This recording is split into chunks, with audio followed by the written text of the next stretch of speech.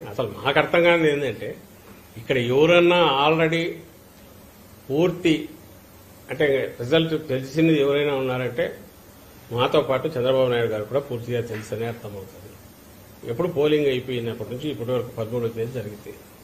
మామూలుగా చంద్రబాబు నాయుడు నేచర్ తన సహజ వైఖరి ఆ రోజు చెప్పాం, అయిపోగానే బయటకు వచ్చి 2 వేలు చూపించాల్సినోడు చూపించాల, ఎక్కడా మాట్లాడట్లా, ఎక్కడా ఇది లేడు, అసలు ఎక్కడికి పోయినాడో తెలియట్లా, సెటిల్మెంట్కు పోయినాడని ఎందుకు అనుకుంటున్నామంటే ఈ రోజు కూడా చెప్పట్లా.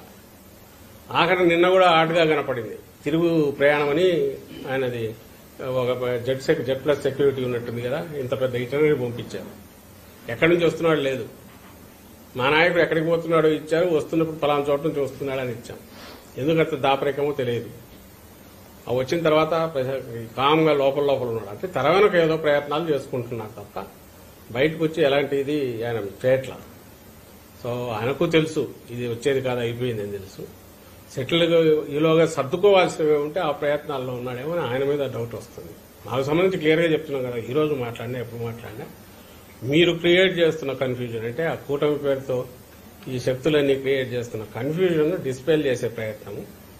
ఏం బాగాలేదు, పర్లేదు, అంతా బాగుంది, బ్రహ్మాండంగా వస్తున్నాము, చాలా కంఫర్టబుల్గా ల్యాండ్ స్లైడ్ దీంతో రాబోతున్నాము, దాంట్లో ఎలాంటి ఇది డౌట్ లేదనేది మా కార్యకర్తలకు, అభిమానులకు, జగన్మోహన్ రెడ్డి గారిని నమ్ముకున్న అట్టడుగు వర్గాలందరికీ భరోసా ఇవ్వడానికి మాట్లాడుతున్నాం. సార్ క్రిమినల్ ఆలోచనతో సర్వే చేపించారు టీడీపీ అంటుంది. ఏదైనా అనుకోవచ్చు, అలా అనుకోవచ్చు. ఇప్పుడు మేము అనట్లా బీజేపీ దానికోసం అని చెప్పి మేము అనేదానికి ఆధారాలు చూపుతున్నాము. అతని దానికి ఆధారం చూపాలా? ఆరామస్థానాన్ని అతను 140 ఇవ్వలేదు, మాకు 140, 150 ఇస్తే ఏదో రాయించుకున్నాడు. బీజేపీ 400 కదా చేసుకున్నట్టు వీళ్ళు రాసుకున్నారు.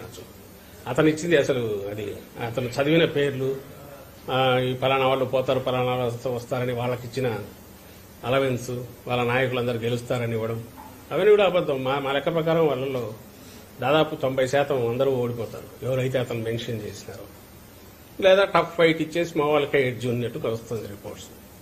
సో అది ఇచ్చిన ఫిగర్ కూడా అదేమన్నా చాలా హ్యాపీగా ఫీల్ అయ్యే ఫిగర్ కూడా కాదు. బట్ ది మోస్ట్ కన్జర్వేటివ్ అని అతనే చెప్పాడు కాబట్టి నేను అందుకే ఏమంటున్నా అంటే అది ఓన్లీ ట్రెండ్ను మాత్రమే సూచిస్తుంది. We will come out with figures will be so high that first time positive vote అనేది యాంటీ ఇన్కంబెన్సీ బదులు ప్రో ఇన్కంబెన్సీ అనేది బాగా బలంగా కొట్టొచ్చినట్టు ఈ ఎలక్షన్ లో కనపడుతుంది.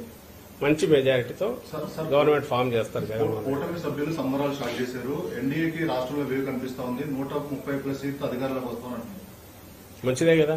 ఎందుకు వస్తుంది? ఇప్పుడు నేను ఇన్ని రీజన్స్ చెప్తున్నా మేము రావడానికి కనపడేటి. వాళ్ళని ఒక్కటంటే ఒకటి చెప్పండి, ల్యాండ్ టైటిలింగ్ యాక్ట్ అని చెప్తారా? నవ్వుతారు ఎవడన్నా, ఎట్లా వాళ్ళని కూడా అర్థం కాదు.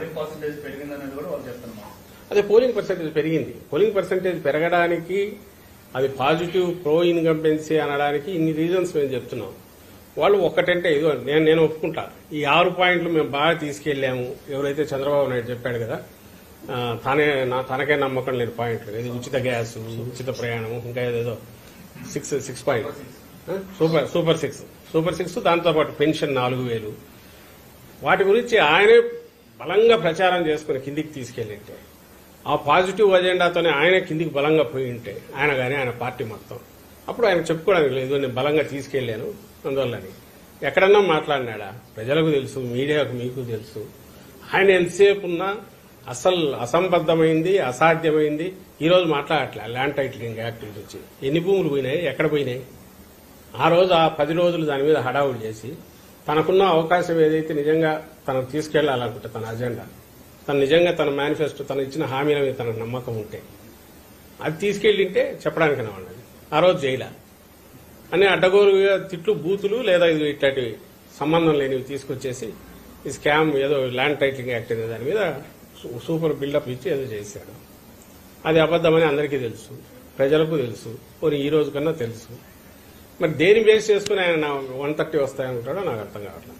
ఎందుకంటే జగన్మోహన్ రెడ్డి గారు వద్దని ఆయన అనుకున్నాడు కాబట్టి, ఆ విషయం 5 ఏళ్లుగా అదే చెప్తున్నాడు కాబట్టి, జగన్మోహన్ రెడ్డి గారిని విలన్ గా చూపించారు కాబట్టి జనం నమ్మి వేశారని ఆయన అనుకుంటున్నాడు. కొద్దిమంది వేసిండొచ్చు, 1-2 సామాజిక వర్గాలు కొంతమందిలో పర్సెంటేజ్లు, లేదా సోకాళ్ళు ఎలీట్ అనుకునేవాళ్ళు, వాళ్ళకు వాళ్ళు ఇంటలెక్చువల్స్ అనుకునేవాళ్ళు, వోకల్ సెక్షన్స్ ఆయన ఫీల్ అయ్యేవాళ్ళు. కొంతమంది ఎవరైనా ఇన్ఫ్లుయెన్స్ అయి ఉండొచ్చు, లేదా బయట ఎవడన్నా ఉంటే ఈయనకు వాయిస్ పెద్దది కాబట్టి విని ఇన్ఫ్లుయెన్స్ అయ్యచ్చు. వాళ్ళు ఎంత ఉంటారు, ఎంత సెక్షన్, చాలా చిన్న సెక్షన్, దానికి ఎంత ఉంటుంది ఇంపాక్ట్.